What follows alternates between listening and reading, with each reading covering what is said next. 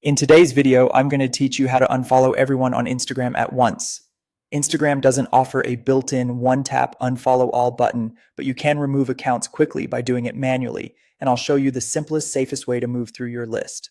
Start by opening the Instagram app. From the home screen, look to the bottom right corner and tap your profile photo to open your profile.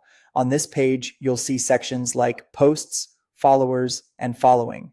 Tap Following. That's the list of everyone you currently follow. From here, scroll through the list at your own pace. To unfollow someone, tap the following button next to their name.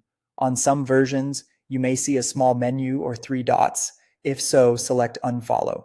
The button will change to Follow or Follow Back, which confirms they've been removed. Then continue down the list and repeat for each account you no longer want to follow. You can stop and resume at any time. The changes save instantly, and you'll see your following count at the top decrease as you go. If you tap unfollow by mistake, just tap follow again to reverse it right away.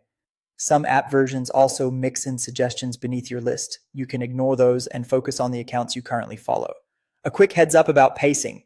Instagram may temporarily limit actions if you unfollow too many accounts too quickly.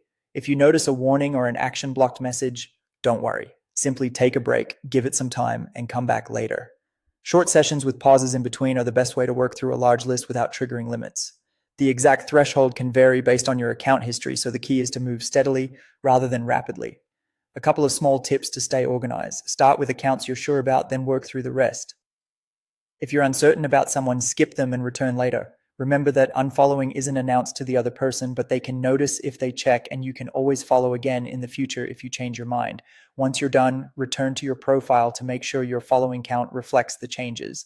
That's all there is to it. With a bit of patience and consistent pacing, you can clear out your entire following list safely, right from the app. If this walkthrough helped, give the video a like and subscribe for more straightforward Instagram tips and tricks. Thanks for watching.